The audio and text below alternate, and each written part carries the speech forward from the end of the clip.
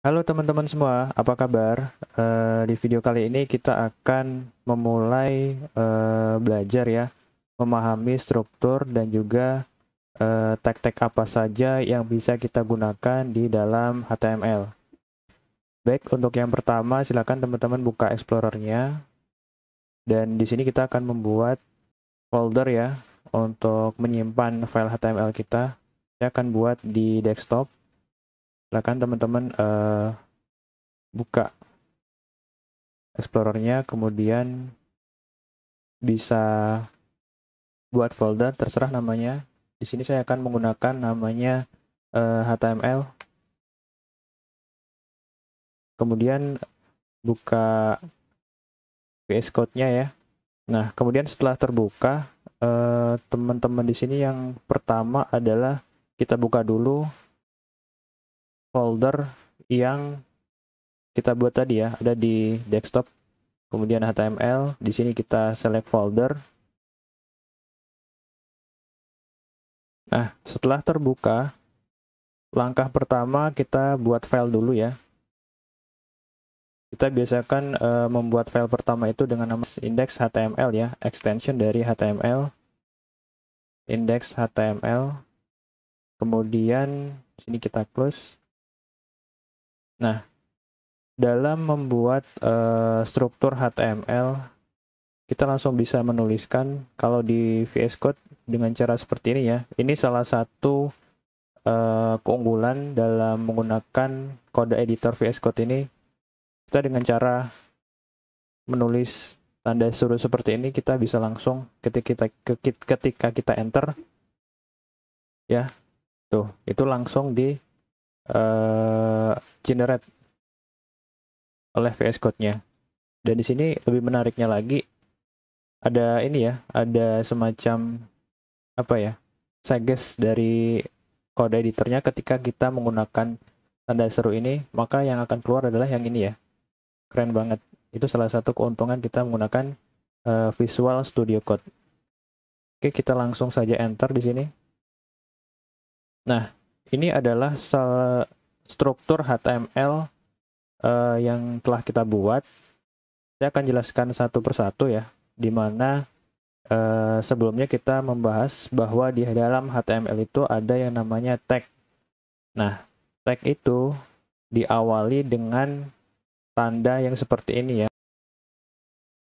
lebih kecil seperti ini, kemudian diakhiri dengan tanda lebih besar ini. Dan di dalam HTML biasanya akan ada eh, tag pembuka dan juga tag penutup. Nah, jika HTML ini tag pembukanya seperti ini dan di tag penutupnya akan ada penambahan atau apa namanya slash di sini ya. Nah, jadi seperti itu ketika di head juga sama. Tag pembuka hanya seperti ini, tag penutupnya ada penambahan slash. Ya, saya akan jelaskan satu persatu dari yang paling atas ya. Di sini ada namanya doctype HTML. Di sini untuk menginisialisasi bahwa HTML yang kita gunakan adalah HTML5 ya, menggunakan doctype HTML. Kemudian di bawahnya ada tag pembuka HTML dengan atribut lang n. Artinya di sini adalah language. Language-nya kita menggunakan Inggris ya. Ini bisa juga kita ganti dengan Indonesia misalnya ya, ID seperti itu. Tapi di sini saya akan menggunakan Inggris saja. Kemudian di bawahnya ada head. Nah, di dalam HTML ini pasti akan ada head dan juga ada body.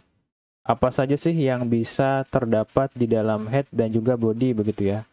Nah, di dalam head ini kita bisa yang pertama kita bisa menggunakan meta, kemudian metadata ya seperti ini. Kemudian kita bisa menuliskan title. Kemudian yang ketiga kita bisa memasukkan atau menggunakan link seperti ini. Kemudian yang keempat ya, itu style. Nah, kemudian yang kelima itu kita bisa menggunakan script untuk JavaScript kita. Nah, ini adalah beberapa yang bisa kita masukkan di dalam tag head kita. Nah, saya jelaskan dari yang paling atas dulu. Ini meta. Meta ini banyak ya kegunaannya. Salah satunya ini ada atribut namanya charset UTF-8 atau karakter set 8 ya. Ini adalah untuk berisi kode-kode yang untuk mengenali apa saja yang ada di dalam browser kita. Kemudian di bawahnya ada HTTP equiv ini ya, kompatibel. Nah, artinya ini website yang kita buat, artinya dia bisa kompatibel dengan Internet Explorer dan Edge ya. Karena ada beberapa yang HTML itu yang terbaru tidak support dengan Microsoft Edge gitu. Nah, ini dikondisikan bahwa ini bisa support begitu. Kemudian ada lagi ini name-nya viewport content with device fit. Inisial scale-nya 1.0. Ini artinya apa? Ketika kita membuat sebuah website, teman-teman pasti ingin website tersebut responsif gitu ya. Dikatakan ketika kita membuka di mobile, dia bisa tampilannya bagus, kemudian di tampilan tablet juga bagus, di desktop juga bagus gitu ya. Nah, inilah fungsinya mengapa supaya website yang kita buat ini dia bisa responsif. Nah, begitu. Jadi kemudian ada title. Nah, title ini digunakan untuk mengubah sesuai namanya ya, title dari website. Kalau nanti akan kita praktekkan. Kemudian ada link. Nah, link ini biasanya digunakan untuk memasukkan link dari luar ya, seperti misalnya CDN gitu. Kemudian ada lagi style. Nah, style ini biasanya digunakan untuk memasukkan file-file CSS kita. Kemudian ada lagi script. Nah, script ini untuk JS ya, file JS. Ini biasanya untuk memasukkan file-file JS kita. Itulah ya yang bisa digunakan di dalam head ini. Oke, selanjutnya untuk body. Apa saja yang bisa dimasukkan di dalam body ya. Ini banyak tag-tag HTML yang bisa kita gunakan. Misalnya seperti tag P begitu ya untuk paragraf. Ada lagi untuk IMG, untuk image contohnya.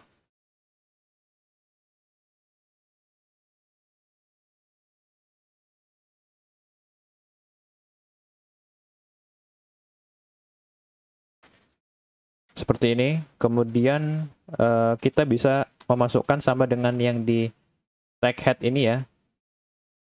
Seperti script untuk file JS. Kemudian bisa juga untuk file flash begitu ya. Untuk multimedia contohnya. Jadi seperti inilah teman-teman struktur ya dari HTML, pembungkus HTML kita. Dan kali ini selanjutnya saya akan menjelaskan dari tag-tag yang bisa kita gunakan dan juga apa isi dari tag tersebut ya. Saya akan memberikan contoh. Di sini ada tag P. Kemudian kita beri kelas. Jadi ini adalah tag P atau paragraf. Paragraf gitu ya. Kita kasih nama paragraf begitu. Nah, ini ada tag pembuka dan juga tag penutupnya. Kemudian di dalam tag ini ada yang namanya atribut dan juga value ya. Kalau kita sebut ini nama tagnya nama tag P ya. Kemudian di dalamnya itu ada atribut. Atribut ini adalah kelas ini. Kemudian value-nya adalah tab ini.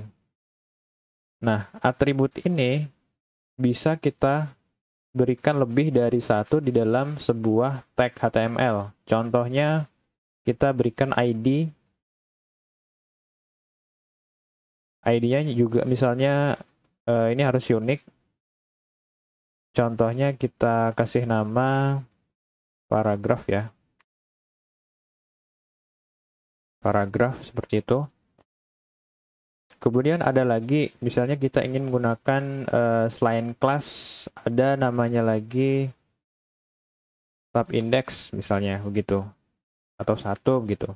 Nah, ini banyak sekali yang bisa kita gunakan ya di dalam tag HTML, bukan hanya satu atribut dan juga satu value saja, tetapi bisa kita isi dengan beberapa atribut dan juga value. Nah, value di sini pun itu bisa lebih dari satu ya.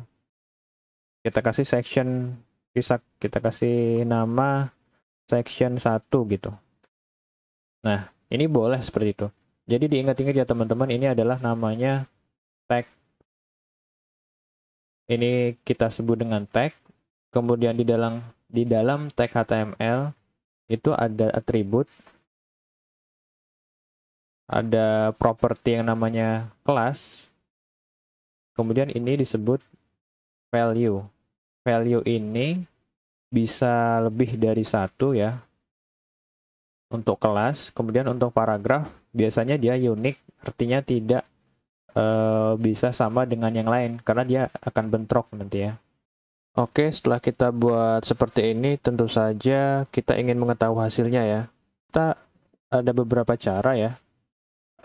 Cara pertama, teman-teman bisa buka foldernya, kemudian di HTML, di index.html ini bisa langsung diklik ya. Ini ketika diklik dia langsung mendapatkan paragraf dari teks yang kita tulis di sini. Nah, selain dengan cara itu, ada lagi ini extension yang ada di Visual Studio Code kita. Teman-teman bisa klik ini ya, extension ini. Kemudian ada namanya Live Server. Cari saja di sini Live Server. Nah, ini dia. Nah, silakan teman-teman yang belum install, diinstal ya terlebih dahulu. Ini saya ada tulisan uninstall ini karena saya sudah menginstal. Kemudian biasanya setelah install akan reload kode editornya. Dan langsung bisa digunakan. Ini sidebarnya kita hide dulu. Kemudian fungsinya buat apa live server ini? Ini untuk membuat server secara lokal ya di laptop kita. Nah, cara menggunakannya, teman-teman bisa langsung klik kanan di sini dan cari yang namanya Open with Live Server. Nah, ketika kita sudah menginstal tadi extensionnya, ini akan otomatis muncul begitu ya. Silakan teman-teman klik kanan, kemudian langsung klik Open with Live Servernya, dan nanti akan membuka browsernya. Nah, ini sama ya hasilnya. Bedanya ini karena kita menggunakan server secara lokal, langsung dibuatkan oleh extensionnya ya, di localhost, IP localhost kita. Supaya lebih enak, kita kecilkan saja seperti ini. Kita buat berdampingan untuk browser dan juga kode editornya. Nah, ini fungsinya untuk live servernya, sama seperti namanya ya, live server. Jadi ketika kita mengubah di sini, misalnya kita ingin merubah paragraf 1 begitu. Nah, nanti ketika kita save atau kita simpan, langsung akan langsung reload ya hasilnya di sini. Coba kita simpan. Nah, lihat ya teman-teman, ini langsung berubah seperti ini. Nah, oh ya tadi sempat disinggung title ini untuk merubah title dari suatu web yang kita buat. Coba kita langsung praktekkan ya hasilnya supaya bisa lihat hasilnya. Misalkan kita merubah namanya menjadi belajar HTML gitu. Kita simpan. Secara otomatis harusnya ini akan berubah ya. Nah, lihat ya teman-teman, ini sudah berubah menjadi belajar HTML sesuai dengan apa yang kita tulis di title-nya. Oke, jadi sekian untuk video kali ini. Sampai ketemu di video selanjutnya.